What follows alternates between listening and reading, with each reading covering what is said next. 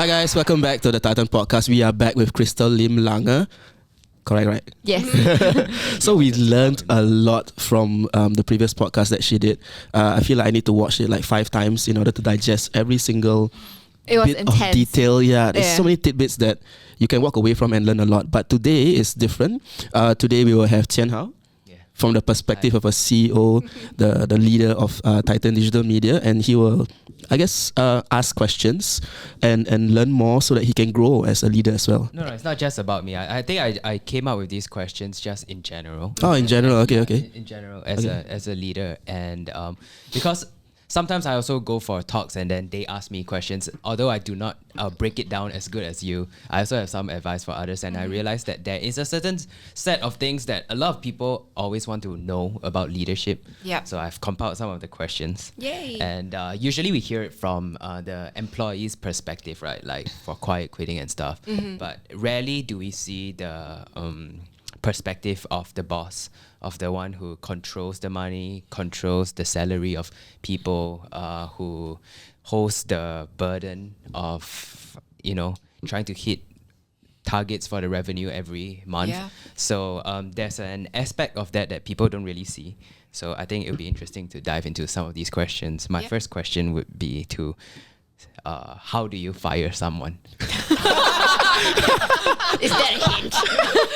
Okay. I've always struggled with firing people, This to is be honest. such a good question, and I actually do entire training programs just on this. So I'm going to give you like the Cliff's Notes, the synthesized version. Okay, by the time you fire somebody, it should never be a surprise. Okay? Yes. So you need to have done your absolute best as a manager so you can hold your head up high and say, I've done my part in it. I've given feedback to this person. I've given them coaching. So I've had regular feedback and coaching conversations with this person and told them what they're not doing, how they can improve, being specific about the, what kind of improvements that you wanted to see. You've gone back, you checked them in with them, and you need to have identified, was this a skill issue or a will issue?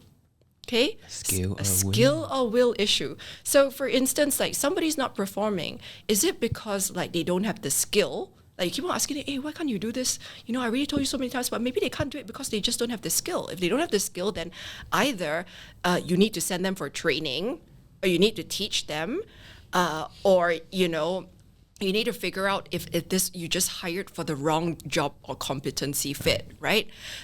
Or is it a willpower issue? It's like they know what to do and they have the capacity to do it, but they're just like quiet quitting because they're disengaged and they don't really want to do that, right? So when you know whether it's a skill or it's a will issue, then you know whether you should send them for training, teach them more, or do coaching or encourage them and try to find out what are the factors that are going on in their lives. And you always want to make sure that you've given them all of this feedback and coaching and ask them, is there anything I'm missing? Is there anything that I should know of? Because sometimes it could be, maybe a family member is ill, maybe they're going through a divorce, maybe there's some sort of like emergency situation that is impacting their work, right, which you don't know about. So you always want to do to the best of your abilities, like check in with them and give really clear feedback and guidance as to where they need to be and your expectations for them.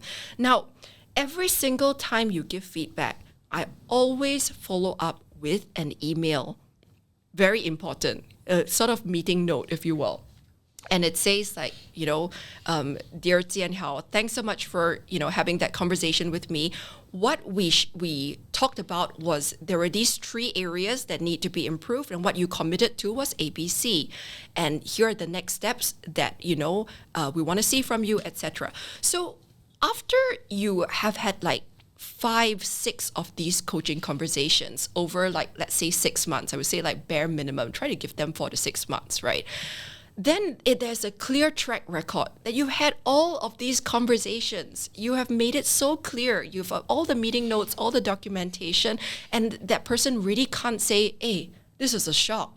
I don't know where this came from. This is unfair, because you've done the work. Right. So do the pre-work, do the documentation, make sure that that it's very clear that there were multiple attempts made by you to support this person, so that when it comes for you to fire them, you can hold your head up high and say, look at all these efforts made. Look at how clear it was, right? So you've done your part. And then now I'm going to go to the actual how to fire somebody. Yeah. Okay. So that's like the prep. That's the prep. Yeah, work. That's the prep. work. that's to make sure that it's not a shock. Okay. Yeah, Yeah. because you actually showed me that table before, the The will and can do, will do, can't do, Yeah. won't do. and what to Yeah. do. Yeah, that each graph of the thing. categories. Oh, okay. But yeah, how do we fire someone? Yeah, I think, okay, generally, what I would suggest is you ask them for a meeting, and then when they come in for that meeting, you should be very, very upfront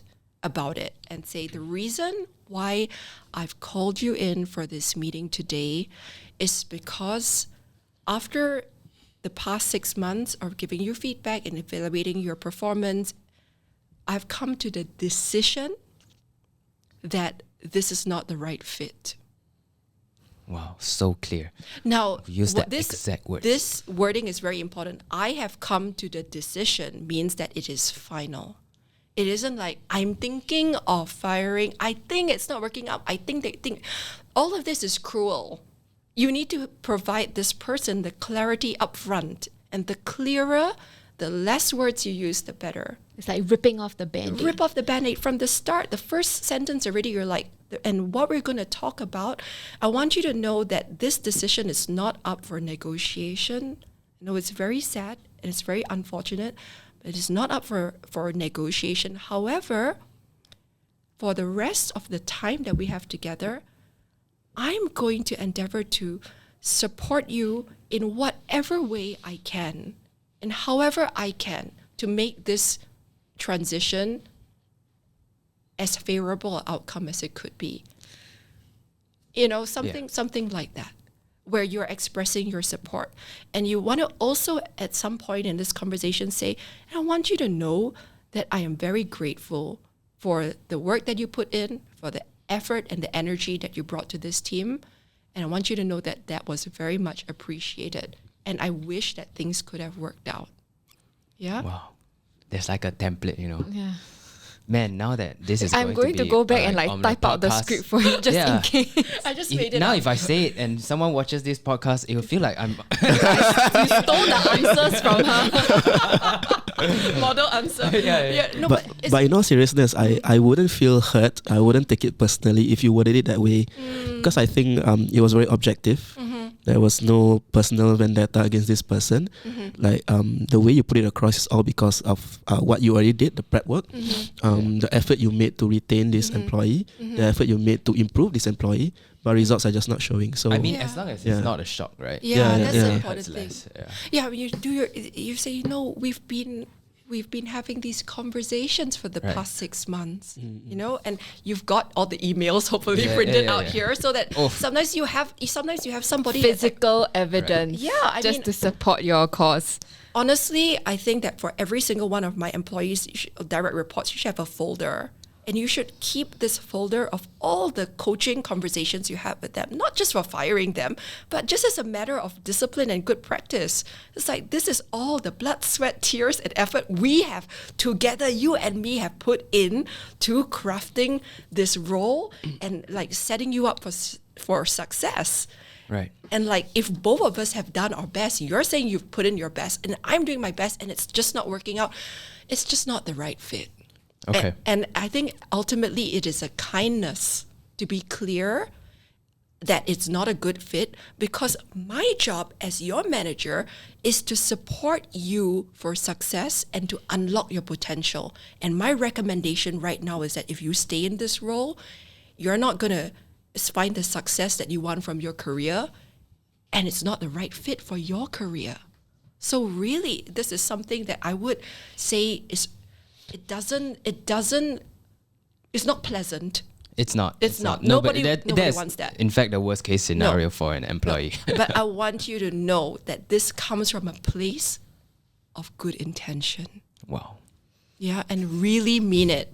Yeah. Like when you look at them, you gotta really mean it. You really have to channel that loving energy and they will feel it. I'm sorry if I'm sounding hippie, but this is what I say to my Fortune 500, Forbes 50, whatever companies. I don't care who you are, but when you fire people, it's an act of kindness and it's an act of grace. And you have to channel this. I'm doing this from a place of love. Act of kindness. In a way. In a way. If somebody is crying in front of me on the table, like, you gotta understand, this is an act of kindness. No. This is an act of I'm doing you a favor. I would not advise that you say that to them. But this Of course. mindset internally Okay. that you're going to 100%. tell yourself, because one of the biggest problems is that people feel bad about firing. yeah. So the 100%. manager is like, cannot sleep the night before, 1 week before also cannot sleep. Thinking about it, I'm beating myself. What did I do wrong? I was a lousy person and this and that. So when I say it's an act of kindness, it's a more internal reminder to you that, hey, you are doing this because it's the right thing for them and for the company. And this clarity that you're going to give them is an act of kindness. And this is the kind of confidence that you need to go into that meeting with. Otherwise, you're going to be like, I'm sorry, I'm thinking of, and then like, the more you do that, the more they're going to be pissed off. Right. It's unfair to them. It's unfair to them. It's unclear. And they are thinking, so do I have a job? Do I not have a job? Is he saying that I'm not working out? What does this mean? And So this stage would be the prep work where you share where the company is at and going through all that will and Skill. in your Right. regular coaching conversations, there should always be this objective assessment of, is that person, fulfilling their scope of work, and how would you rate them if they have like 4 KPIs, 1, 2, 3, 4? We say, okay, like I want you to do a self-assessment in terms of KPI 1. How do you think you're performing? Then they say like, oh, a 10 out of 10. Then you know you got a problem. A self-awareness issue. Okay. Yeah, Right. So I always ask them to self-rate themselves in these coaching conversations. Then number 2, what do you think? How do you rate yourself in terms of this? Oh, I'll give myself a 5 out of 10. Okay, now your self-awareness not bad, because actually I will rate you 6 out of 10 sort of thing. Right. So there must be this sort of sharing of like how they think they're doing, and then you have to come in and sanity check. Well, let me share with you from my perspective. Actually, KPI number 1, you're like a 6 out of 10, and why I didn't give you a 8 out of 10, what could bring it from a 6 to a 8 would be if you XYZ, and what would bring it from an 8 to a 10 is if you ABC. So like all the time you're being really clear, and there should be no surprises. Yeah, you're aligning expectations. So even during the prep process, you have to go in confident and not be wishy-washy, in other words, throughout the whole process. I wouldn't say that, it's just a prep process, but I would say it's a day-to-day hygiene, of being a manager. You're always going to be, part of your role as a manager is developing and coaching your staff. It doesn't mean you need to be a professional coach, but like everyone expects their manager to develop them and to coach them, right? So that's probably like, call it 1/3 of your job. It's just like developing and coaching your direct reports, right? Teaching them, training them, coaching them. So like these are regular conversations where you are going to be putting the coach teacher's hat on and checking in with them. Like, how can I support you? Here's my analysis of how you're doing and all of that. And then 2/3 of it is the other stuff you got to do at work. Right. Okay, so on the same topic, how would somebody approach quitting properly? Like someone wants to quit a job. Okay. So Because as a employer, I have had my fair share of people coming in to quit, and it's all very different. And I would say, in fact, 70%, 7 out of 10 people who come into the room and want to quit are not serious about actually quitting. They are there to seek a change, regardless whether it's their team or their job scope or their salary. Most of the time when somebody wants to come in to quit, they don't actually want to quit. So how would you approach this? Sure. Like for me, right, over the past few years, I've sort of had this mentality where if somebody comes into the room and says they want to quit, I will make sure they quit. Wow. Because And they know this. Because if you're walking into that room, having a conversation about quitting with me, I will also ensure that they quit, because I do not want to have the Half-hearted rest of my company coming into the room saying, actually, Jian Hao, I too also feel like quitting, but if you want me to stay, there's actually this that you could do. So I want people to be more upfront with me. Let me ask you honestly, when you say I make sure that person quits, like, is there a sort of personal like reaction? No. Right, or is it more professional? Just Professional. like, this is okay. Yeah. So whether this person has been here for a month or for 10 years, It's a if policy. they walk in, It's a policy. It's a policy. You walk in, say you want to quit, we will ensure I will ensure a that you date has been set. Yep. And the task that needs to be done before that, and then we'll get HR to do that. It's actually quite. It's not something that I want to do. Obviously, I would like to say, hey, what can we do to reverse this scenario? Is there anything we can do? But because as the company grows bigger, there could be maybe even more people coming in, asking for things in the name of quitting, knowing that they hold a very valuable position, right? And it would not be easy to replace them. It's like never negotiate with terrorists. To put it very bluntly, it occasionally, like from the way I hear it, it sounds a bit like emotional blackmail in that sense. If you don't give me what you want, I will quit. Kind of thing. Yeah, totally. No, I mean, if that's an intentional policy, I would say, more power to you. Yeah, that's very clear. It's like, okay, I do not have a policy and never negotiate with terrorists. If you've made up your mind, this is the way it is, right? So, but like, what's your specific question for me? My specific question would be, if somebody really wants to quit, how should they approach it? How should they? Okay, I actually wrote a whole article about this for Channel News Asia recently. Wow. Yeah, so I would firstly say, do a SWOT analysis.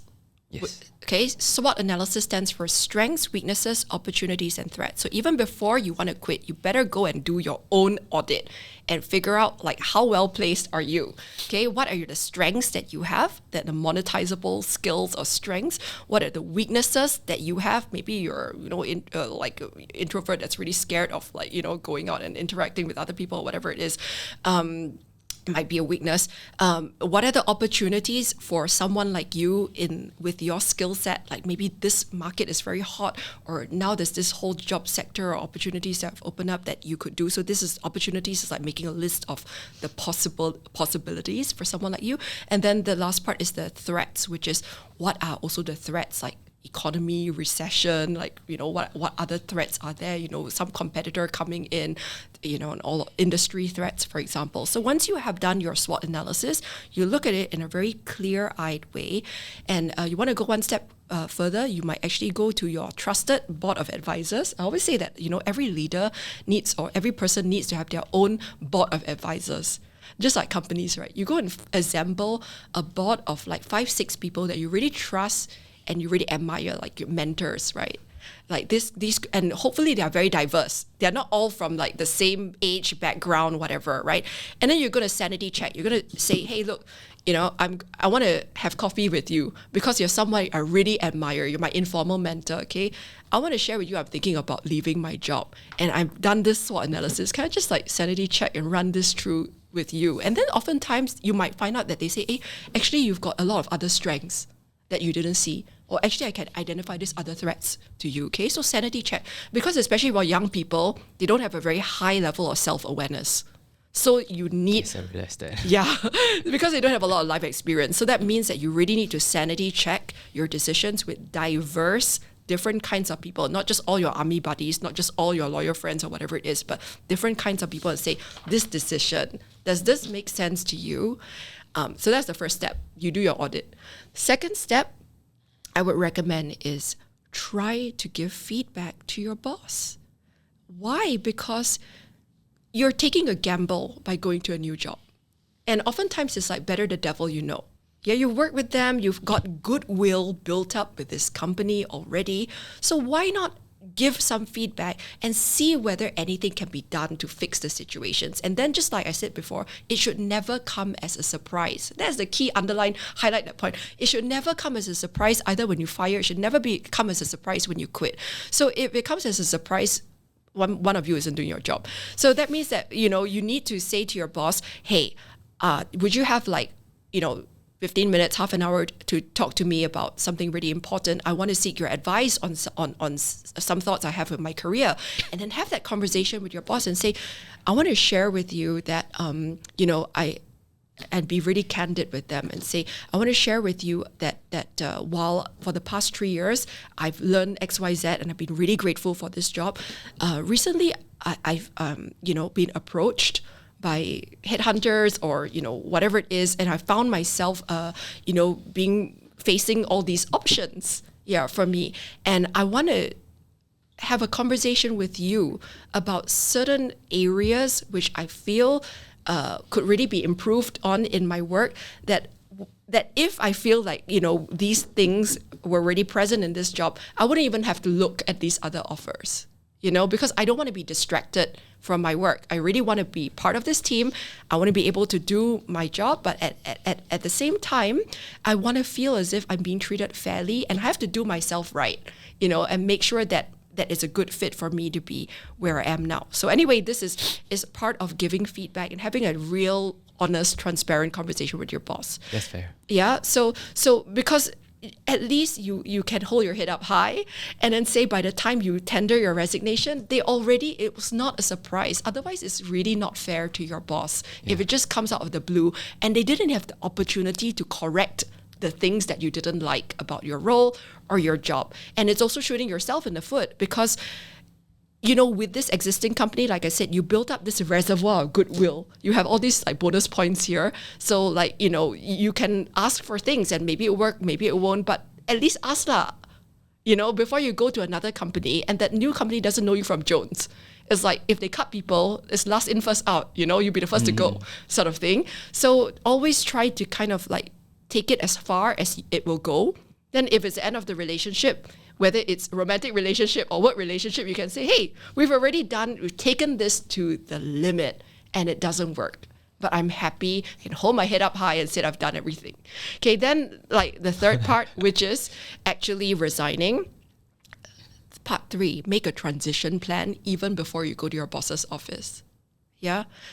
So make sure that you have this plan, who's going to do your work, how you're going to hand over the tasks, have the Excel spreadsheet so it's really clear and organized. And also on a tactical level, you have to use your benefits, okay? So if you're resigning from a company and you've got all kinds of benefits that are accrued to you that you haven't taken yet, you might want to use those, or you want to expense claims, all the stuff that you haven't claimed back, you better go and claim and tidy up your housekeeping.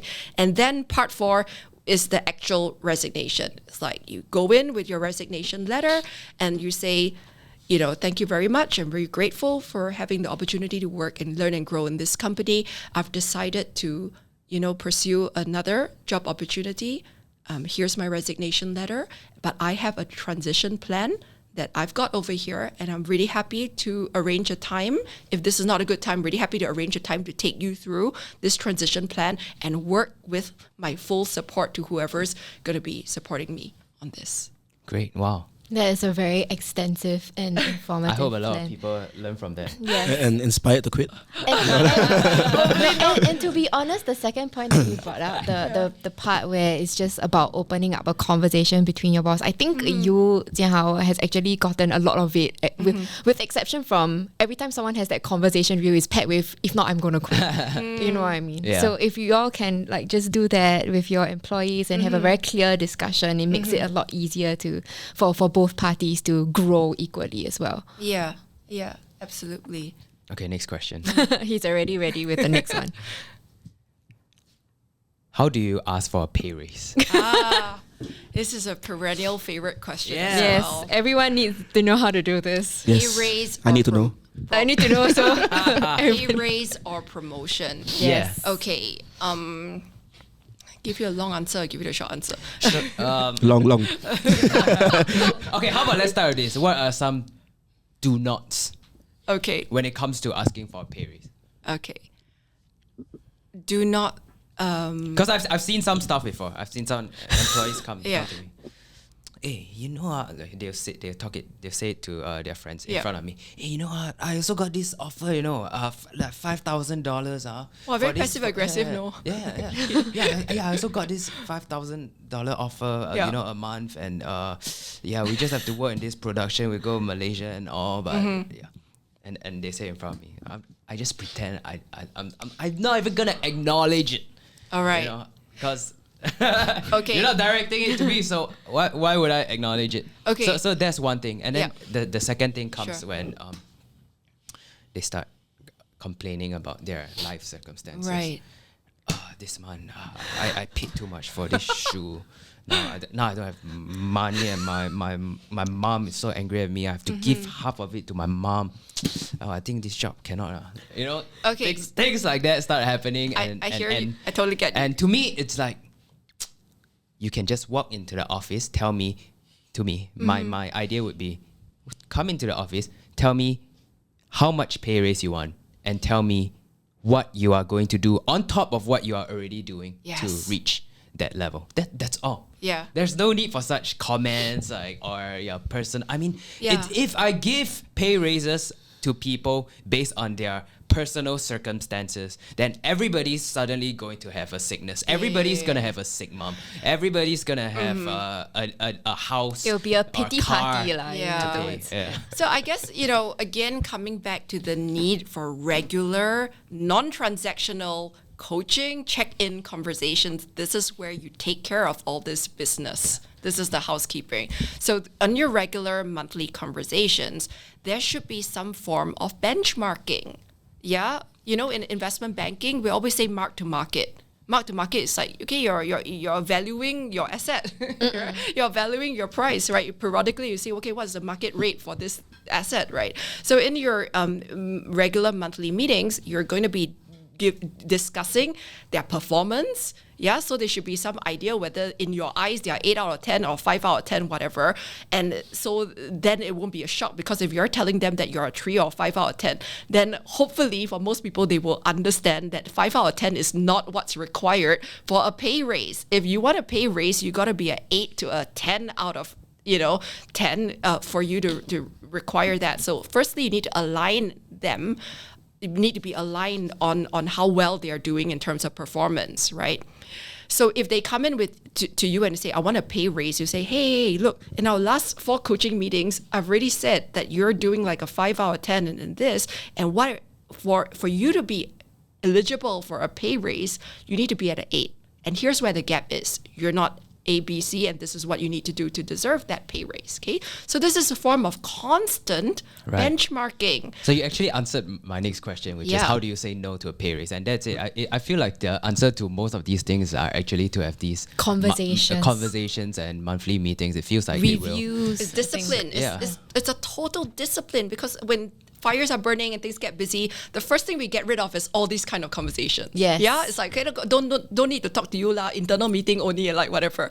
And then that's when people quit, because you just haven't put in the love and attention and the energy. Just like having a spouse or like having a kid, you could like have a relationship, you need to maintain it. Yes. Yeah. So that's the important point. Now follow-on question that I always get, how do you tell somebody they're not promoted? Right? So normally what I say is that there's 3 buckets. There's 3 different buckets that you need to evaluate when you're asking for a raise or a promotion. Now, the first bucket is basic hygiene factors. That is things like turning up on time, being punctual, playing by the integrity code and not like insider trading or whatever. It's just like basic hygiene factors. Just because you have these basic hygiene factors doesn't mean that you're going to be promoted. It's what is expected of every single employee of this company just for turning up. So when somebody says like, hey, I've been here at Titan for 5 years. I've always been punctual. I've never been late. I always, do my work. Why haven't I been promoted? It's like, dude, that's all category A. That's just hygiene factors. That's what's expected of you. That's what you're paid to do. That's the hygiene, contract stuff. That's the contract stuff, okay? That's not the promotion factors. Okay. Now, we have category B. Category B is the exclusion factors. That is the stuff you're doing that makes you ineligible for promotion. For example, people say you're uncollaborative. People say that you lack you lack the social emotional intelligence or people skills, right, to be a leader, to be the next level up. Or maybe you're behaving in a way, which is not in line with our company values or whatever it is. So those are like the sort of exclusion factors that you need to like show them that this is all the red flags that are standing in the way of you and the promotion and the raise that you want, that you need to correct. Now, just because you don't have red flags, again, doesn't mean that you are going to be promoted, because there's category C. Category C is the inclusion factors for promotion. So this is the stuff that tells me you are ready for the next level. So for example, it could be strategic thinking. This person, when they work, they don't just think about they themselves and their own team. They also think about other teams, other departments, other people, ecosystem. Wow, strategic thinking. Tick, ready for the next level. So you have to have like a category of all three categories. You need to be very clear to your employees what is in each category. Category A is punctuality. Yeah, that's category A. Category B is like bad attitude. Or like, category B, what will make you excluded from promotion if you are not a collaborative or not a team player. That's exclusion. Okay, category C, what I'm looking for in all of my leaders is strategic thinking, collaboration, growth mindset, whatever it is that you are really looking for. And a really good way of understanding what that is to think to yourself, what are you continually irritated by people in your team not doing? So like, wow, this person are very irritating, always does this, whatever. Then it's the opposite of that you're actually looking for in your leaders. That's an interesting way to approach it. Like if somebody is like always irritating you because like you gave them the same piece of feedback and they never grew, they never learned from it or whatever, they're not self-aware, then you're like, oh, actually I'm looking for leaders who are self-aware, great at taking feedback, learn and grow. So for example, once you have these three categories of factors, then it's very clear for everyone, like how your promotion decisions or pay raise decisions are being made on, rather than just some kind of vague, sort of like Tian Hao likes me or doesn't like me or I'm a favorite or whatever it is. You already made it really clear and you have a matrix there. Okay, just on that note, can you? I've seen you repeat. I've heard you repeat the words being able to learn and grow, self-aware. Are these the important qualities of an employee? I have written a whole book. Go read the book. I have 5 super skills that I think that everybody needs for success. Just name them. The 5. The first one is focus, because we're living in a world with weapons of mass distraction. Right? Distraction. Yeah. Okay. So everybody needs to learn how to focus and separate the signal from the noise, how to focus on what matters. Yeah. So that's the first thing. The second one is self-awareness. Is being able to understand not just how you view yourself, but how the world views you. Yeah, what are your strengths? What are your developmental areas? What are your preferences? What are your values? Understand yourself. Self-awareness is the rarest quality. 90% of leaders believe they're highly self-aware, and the research shows that only 10 to 15% of them actually are. So that means on any given day, 80% of leaders are lying to themselves about themselves. Yeah, so self-awareness, very important. Is it just leaders or just people Everyone, in general? Actually. Yeah, people in general. But leaders also. That's why when somebody tells me they're MBTI, they're 16 personalities, I never believe it because what they think about themselves, their self-assessment is often untrue. Yes. Like if you're going to tell me your MBTI, like please have at least 5 people around you verifying everything that you're assessing about yourself. You're so right. Yeah, that's right. Because like 80% of people are deluded about themselves. So anyway, self-awareness is super important. And if you have a self-aware employee, they are self-correcting. They are self-aware. They are self-correcting. You don't need to, guide them and whatever, because they are self-aware. It's like a really important quality. Okay, the third quality in my book is about empathy. Empathy is the ability to put yourself in someone else's shoes and take off your glasses and put on somebody else's glasses and see the world that way. And it's, very important. Like if you're dealing with an angry customer, you need to be able to understand why they're frustrated. Put yourself in their shoes. Understand where is this coming from. When you're dealing with like stakeholders, even when you're marketing and you're selling to people, it's all about, can you take off your own glasses and see the world from other people's perspectives? Okay, so empathy, really important. The fourth one is complex communication. That's all the stuff we just went through, the giving feedback, how to have coaching conversations, what questions to ask, how to actually resolve conflict. That's all complex communication skills. And then the last one is adaptive resilience. Adaptive resilience is when life knocks you down, can you get up with learning and with growth? Not just you get up 100 times, do the same mistake 100 times, but it's like every single time life knocks you down, you're on the floor, you're learning something, you get up, but when you get up, you're a new person, you're a different person, you're a better person, you've learned and grown. So that resilience is also super important, because a lot of people in Singapore, unfortunately, a lot of Singaporeans are quite entitled. We don't really have the resilience muscles. Yep.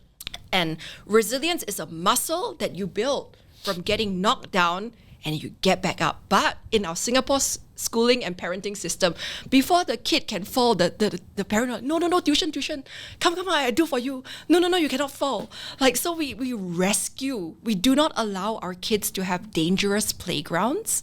We do not allow our kids to fall. Now, a parenting expert, education expert actually said to me, like, resilience is about dangerous playgrounds. It's about being able to take risks from when you're young and learn and be accustomed to the, getting up muscle. But if you never fall down, or if you're never allowed by your parents or by the system to fall down, how the hell are you going to develop the muscles of getting up? Yeah, so it's an important part, because Singapore is a society where we will not tolerate the falling down. We will catch people. We will, Greg, my husband was a university professor, and he would fail students, and then he would get the grades reversed because, by his deans or higher ups, because they say, no, we don't want any parent complaints. Don't want any student complaint. Just pass the person. Just even, So we are in many ways a society that is not resilient because we haven't built the muscle tone. Wow. I see. Yeah, so don't need to hire a tutor for study when she's too young. That's not exactly what she's trying to say. Kidding. But yeah, I can see that, because people they're so afraid of failing as well, and they're so protected from that. And oftentimes when they fall down, their first instinct is not to, how do I get back up and do better? Most of the time, it's about complaining about the situation and making sure the whole world is on their side, understanding them. And that is victim often mindset. It's a very toxic trait. It's victim mindset, and also it goes along with shame. Yeah, because what you're talking about is what in technical terms we call a fixed mindset. In a fixed mindset, if I try something and it didn't work out, I feel I am a loser. I am a failure. What I do equals who I am. But in a growth mindset, if I try something and it didn't work out, I believe, hey, I, Crystal, am a better and expanded version of myself. Now the boundaries of my universe have just expanded and I've learned something. And I am a person regardless of what I do. That's a really positive way to look at failure. I think that's really nice. Yeah. That's something that I have to remind myself at times as well. Yeah. Because every time I make a mistake and I fail, I feel like I too am quite harsh on myself. When you think about the biggest lessons that you've learned in life, how many of those were linked to failure?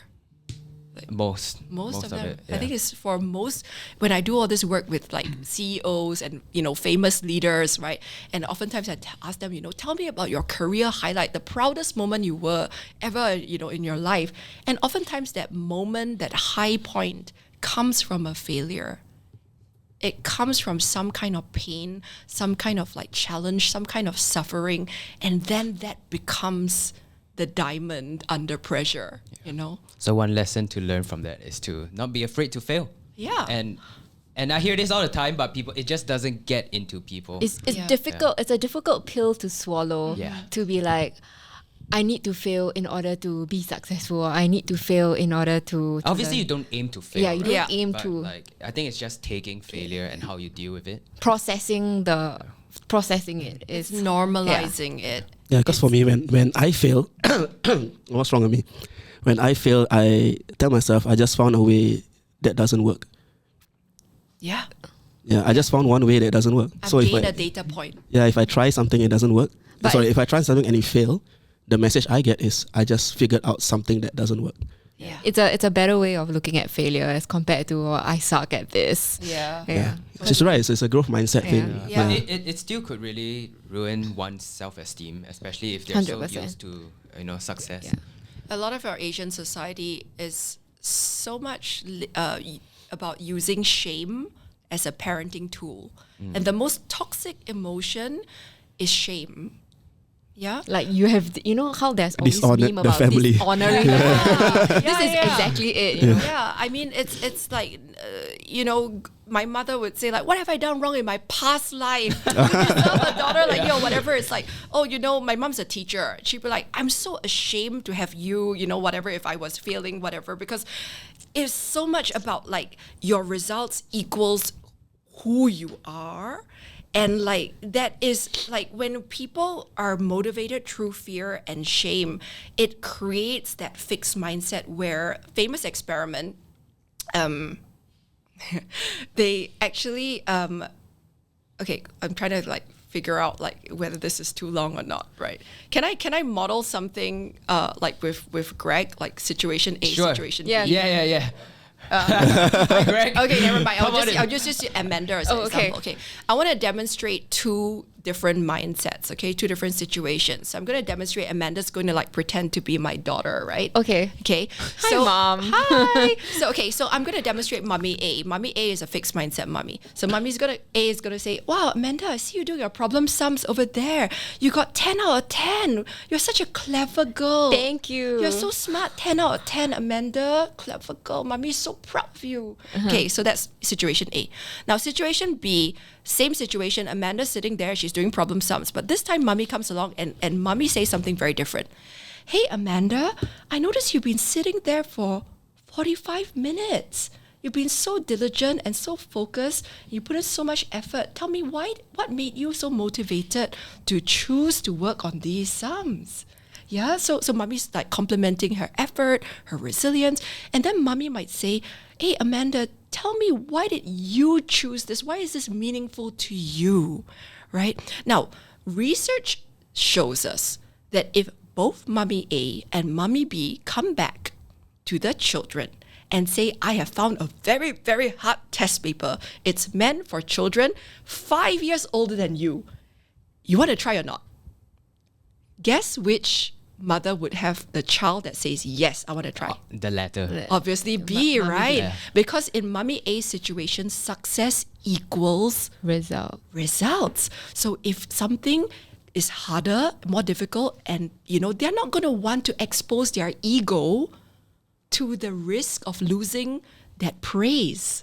Because Mommy A is associated, you are smart, you're a good girl, you're a smart girl with the results. So that means that the child A would never want to push themselves to the limits. Because they will be put in a position of shame if they Yes. don't succeed. Yeah, because it is about ego maintenance. Okay, I'm playing defensive. I want to protect. My mommy already said I'm smart. I don't want to try anything that will now expose my ego to the potential of failing. Now, Mommy B is very different. Why? Because Mommy B said success equals your effort, your diligence, process. your attitude, your process. I'm proud of your process. But Mommy B also did something very subtle. Mommy B said, "Tell me why you chose to do that." In Mommy A's version, fixed mindset version, Mommy comes in like the authority, and Mommy says, "I am the authority. You are smart. Like I define you kind Yes, of manner. I am the authority, and I tell you." Then that child is always going to be looking for affirmation. But that child's going to grow up to an employee that says, "Boss, do you see me? Do you like it? Hey, husband, do you think I'm a good wife? Give me affirmation because you are the judge. You tell me. Whereas Mommy B has has empowered the child. She has made the child the authority. She said, why did you choose to do this? What motivates you? Where did you bring your, energy into this? So in a way, mommy, that child is going to grow up being more confident, more willing to experiment and try hard things because their ego is not linked to a result. Their one result. And a lot of people in life are lucky and they get results through luck, right? Yeah. It's not necessary that their process is fantastic or whatever, but it's just lucky, right? Yeah, I think I'm one of those people. A lot of us are, right? But then if you only, think that and you're unlucky and you have that fixed mindset, then it's just like, okay, that's it lah. I'm not that kind of person. I'm just an unlucky person and that's my life. Whereas like if you have that growth mindset and you're like, you know what? I define myself and I'm continually having this positive attitude of learning, then that creates the success that we want to see. So that is actually a very positive way to look at things. I hope everyone can learn to adopt this approach. So yeah, Crystal, stay tuned because I still have more questions for you. More questions. More questions. Yeah, we need to squeeze all the answers out of her. Right, see you guys in the next episode. Watch it here.